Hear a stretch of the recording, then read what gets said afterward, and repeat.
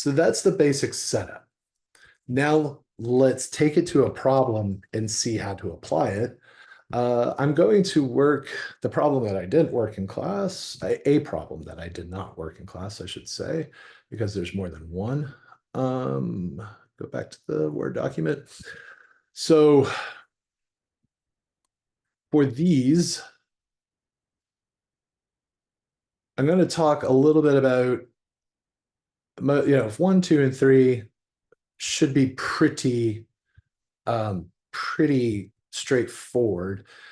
The problem with 3, or the only change that occurs in 3, is it refers to changes of assets, liabilities, and equity.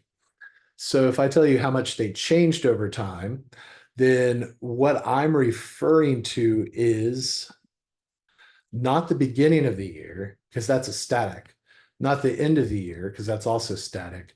But if we're talking about the change, we're talking about what is December 31st minus January 1st assets, right? So if it's true that this has got to be true at January 1st and this has got to be true at December 31st, then it is also true that a changes delta assets equals the change in liabilities plus the change in common stock plus the change in retained earnings.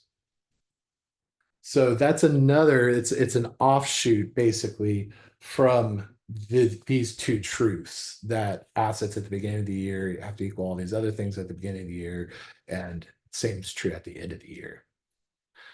So that is a mathematic truth. And you can derive that in a few ways, but basically all you would have to do is subtract. You can take a whole equation and subtract another equation from it, and then we get this.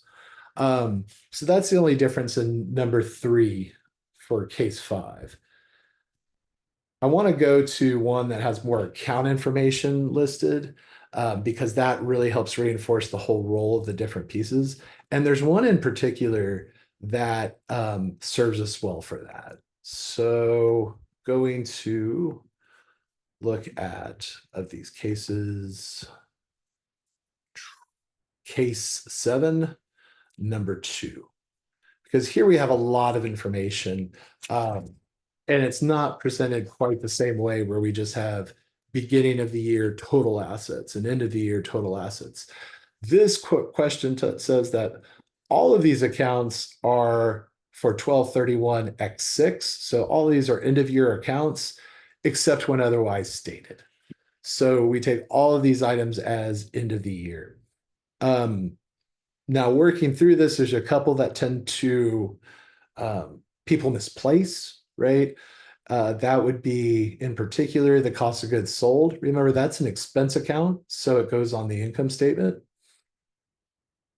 All of the rest of these tend to be pretty straightforward. So I'm going to go ahead and start working this guy out on the paper. It's different than the others, but still the same, because what we're developing here is the 12/31 row. We still are thinking about assets, liabilities, common stock, and retained earnings. So I'm going to get information about all of those at the end of the year. And going back to the document, I'm just going to start filling them out on my paper as I talk through it. We'll take those current assets, right? They're definitely a part of our assets at 12/31. These are the ones that we're going to use up within a year, 250,000. And then we need our long-term assets if we're going to stick within the assets. Property, plant, and equipment is already net of accumulated depreciation. So that is something we'd want to add into our total assets. That's $1 million for the PP&E. I'm just labeling them on my work so that makes it more obvious when I switch back to the paper. Looking for other asset accounts at this point, not seeing any. Still not seeing any. All right, so it just looks like we have those two pieces for our total assets. Now let's track liabilities. We got some current liabilities that will be part of our end of year liabilities.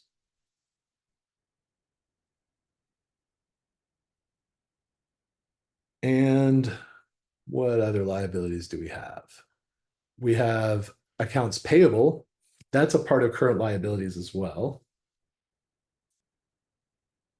50,000.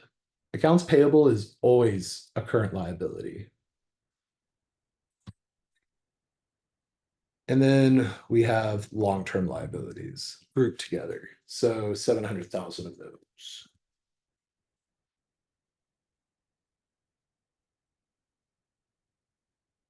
All right, that presents all of those items. Now I'll go to the common stock. We got 300,000 and we might not have anything else. The only other thing that would fit under here is additional paid in capital for common stock, which I don't see. So that is the 300,000 amount, the only amount I would have there. And then retained earnings is given, oh, it's not given to us at 12/31/6. So that is something we're going to have to solve for. Right now, it is an unknown. So just looking at what I have so far on my work, setting it up, just labeled everything that fits under these pieces, and now I can add them up. So that's 1,250,000 for assets at the end of the year, and that's going to equal my liabilities added up, which appear to be 850,000. Our common stock was only 300,000. And our retained earnings was an unknown. So we can go ahead and solve for that retained earnings number. And if we solve it out, these two become 1,150,000 together. I subtract it from that, and that means that my retained earnings are 100,000.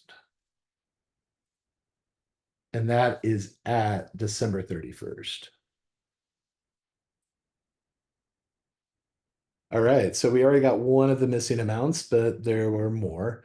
The other missing amount is dividends declared. Well, dividends are only fitting into our picture if we go back to my paper and apply what I talked about on that first video.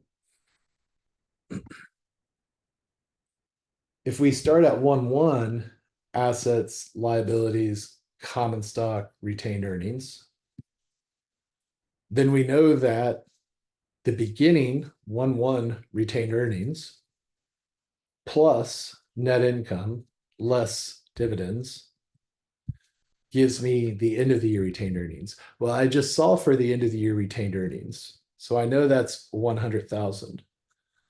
I'm now looking for dividends declared. So that's what I'm looking for. And if I'm looking for that, then given that framework, the only way I'm going to find it is by figuring out what net income was and what retained earnings were. So that's my next goal, is to figure out what these two items are, or hopefully I have the information to do that.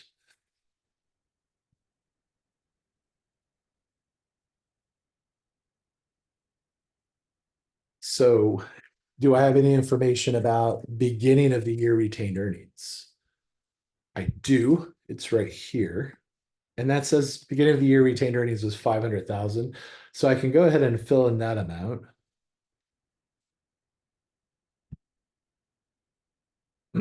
And then I'm just solving for net income and dividends. The net income amount isn't given to me, but I can solve for it by creating an income statement. Um, I need to start with any positive effects on income. So that's the sales revenue of 975,000. And then subtract all the expenses. I have, looking through all of these, I have a cost of goods sold and a utilities expense. Those two would be subtracted from the revenues I had.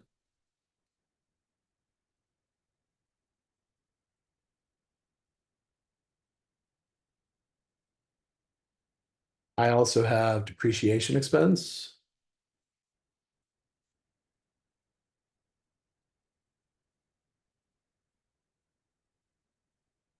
I also have to subtract out the rent expense.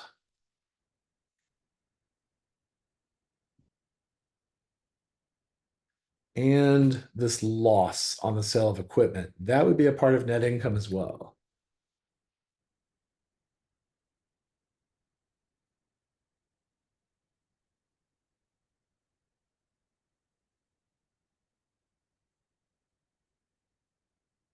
All right, so going back to the paper now that I've extracted the information I need. Right, this is my beginning retained earnings that I copied in. I'm looking for net income. Net income is going to come from making an income statement. It's not a formal income statement, but these are all the items that would be included on it. So I have total expenses. I'm just going to total up all the negatives and then take it in one chunk from revenue because it's easier to add and then subtract once, then subtract multiple times. So we have 370, 100, 100. So we have 570, then it's 620. This is 720. So we have $720,000 of total losses here. I'm just going to check my math one more time. 500, 620, 720. So yeah, all of these come up to $720,000 of negative income items, right? Expenses and that one loss. So that 720 subtracted from 975 would give me 255. And that's my net income for the period. So I have started with $500,000 in retained earnings. I added this much. So I came up to $755,000 of retained earnings, but then I ended up at 100. So if I had 755, but I ended up at 100, then that must mean that I paid dividends of $655.